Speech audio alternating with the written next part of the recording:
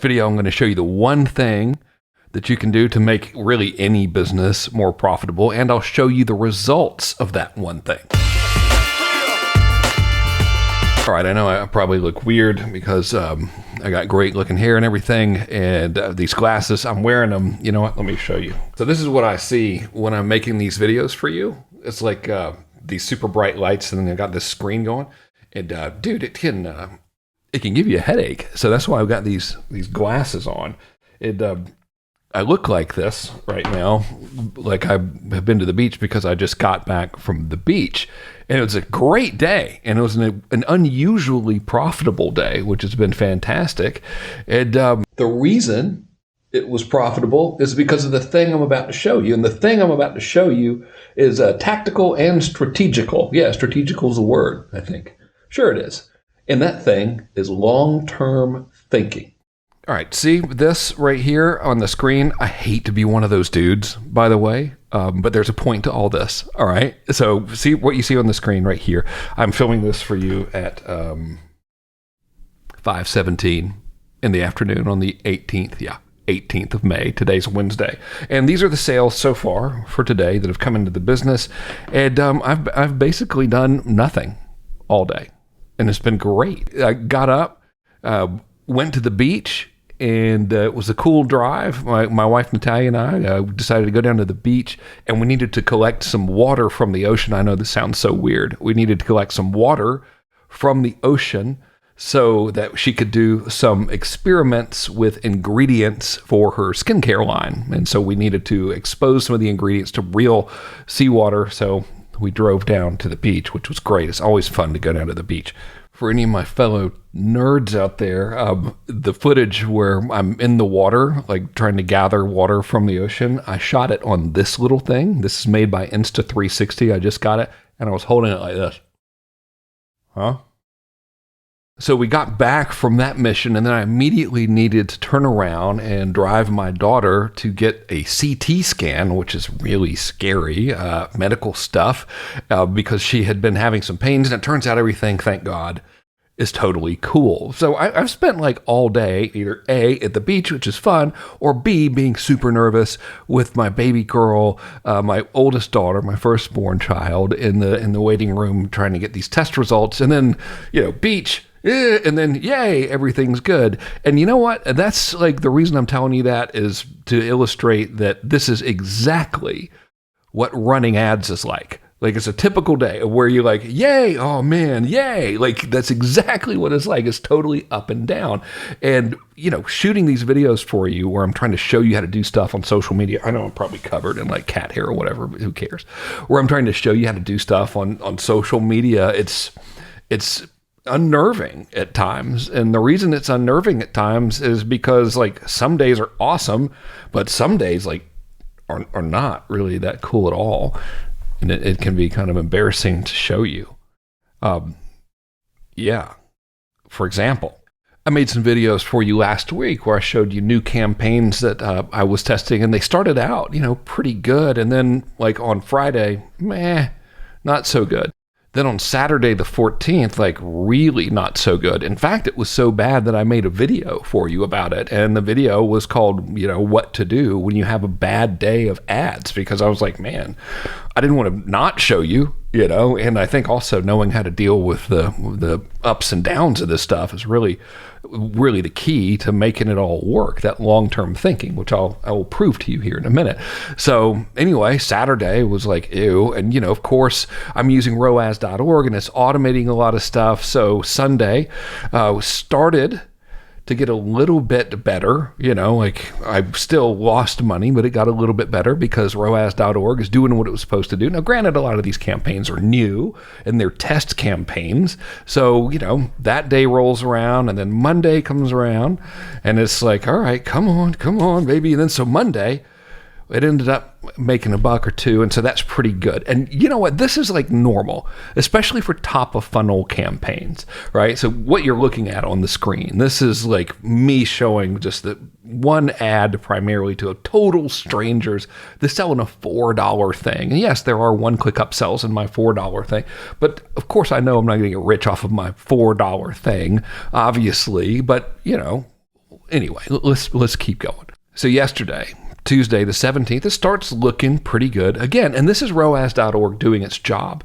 It's like lowering, you notice, by the way, that this amount of spend is less than it was over the weekend, but my return on ad spend is better. And this is ROAS.org doing what it's supposed to do, right? Which is to, number one, track exactly how much revenue your social media ad campaigns are bringing in. And number two, turn off the stuff that ain't working. And number three, scale up the stuff that is. So this is it doing its job, which is great, which leads to today. So again, I'm making this for you on the 18th of May, and it's now like 5:30 or something. I got a notification from Uber too. What could be better? And look, we've spent less money and we've made more money. And so that's really cool. All right. But I want to show you something on the screen, which is like, okay, dude, this doesn't really make sense. And that's these figures right here. Like, notice we have this campaign. It spent $0, but it made $594. How does that happen? ROAS.org will track everything, even if the campaign is no longer running, but the person who bought from you today came from a campaign that's turned off. It'll track it and it'll tell you. And this is what's happening, right here. So like, what drove these sales? The thing that drove these sales is really simple. People bought stuff from those campaigns a long time ago, or they like opted in and didn't buy anything, but they're on my email list. And yesterday and today, I started a new offer and I started promoting another thing to customers that have purchased from ads in the past. And guess what? They're buying stuff. I already showed you today's sales figures, right? It's 31 grand. Sweet. Oh, dude, I forgot to show you something. So thing number one, these campaigns are doing better. Thing number two, people that responded a long time ago are buying stuff today. But check this out. I also made you a video recently where I was talking to you about the real purpose of top of funnel ads. And the term I like to use to describe this is something I call getting paid to get paid. All right. So I've got these campaigns they're running. They're showing my $4 thing to total strangers. And those campaigns are generating. I'm not getting rich off of them, but I'll put $1 in, and on average over like a 7-day period, I'll get like $1.20 or $1.30 back, which is great. I'm not going to retire off that, but still, I'll take it. But what it's also doing is it's building a group of people that I can then do two things to. All right. And that is, I can start showing them ads for other stuff because I know they're interested in buying marketing stuff. Why else would they click that ad with some picture of some ugly dude on it that just says get 4 marketing courses for $4? So here's a campaign that I launched that does just that. On the first day when I launched it, it was the 14th.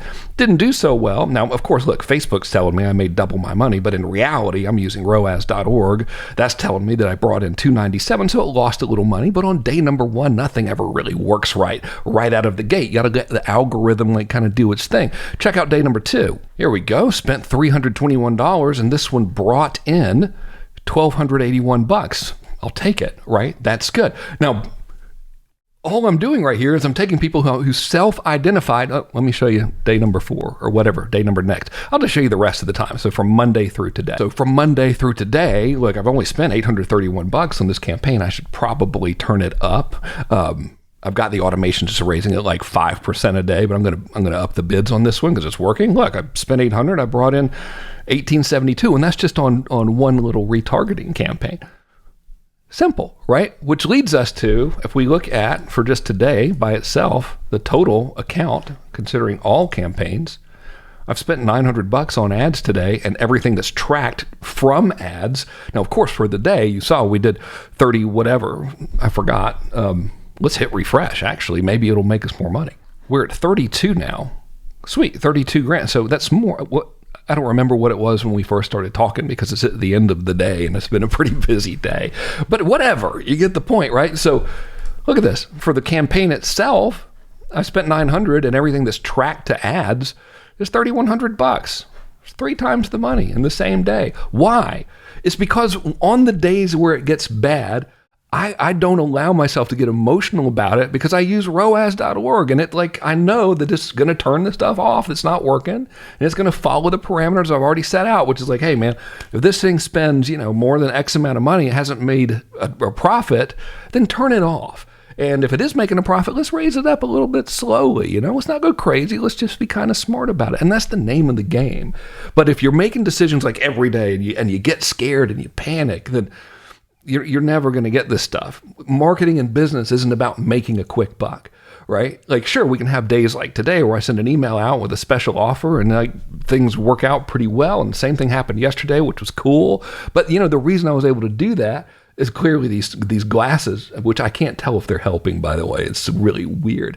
But the reason I was able to do that is because I've been building up this database of people and building the goodwill. If I hadn't been running the ads all this time, and even on bad days, and even when it wasn't like wildly profitable and I didn't have anything super cool to show you, to show off, the fact that I stuck with it and built the database of people who bought stuff from me and built a big audience of people who've clicked on my ads recently that I can retarget, all that stuff adds up, man. That's what I'm trying to tell you, right? So please, I know, like, I'm on the same list you are, and we're so conditioned to think like, all right, I've got to, if I'm not making $1 million a day, or, you know, putting in $1,500 and making 15,000, which one of our users did yesterday. Oh my gosh. And the person selling condiments, you know who you are if you're watching this video, and hats off to you.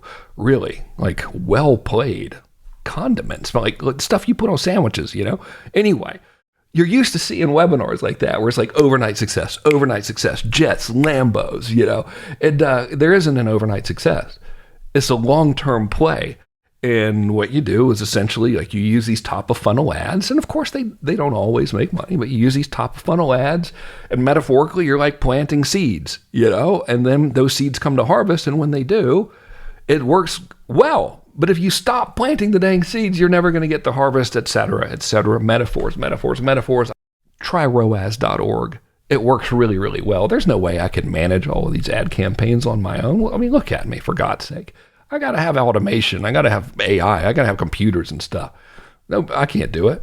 That's why I use this tool. You should use it too. Check it out. You can try it. No credit card needed. ROAS.org, ROAS. If you have trouble setting it up, we'll get on Zoom with you and help you set it up for $0. That's right. Why? Because we think if you use it, you'll want to become a customer. Huh? Breakthrough idea. Give it a whirl. All right. Take it easy. I'll see you in the next one.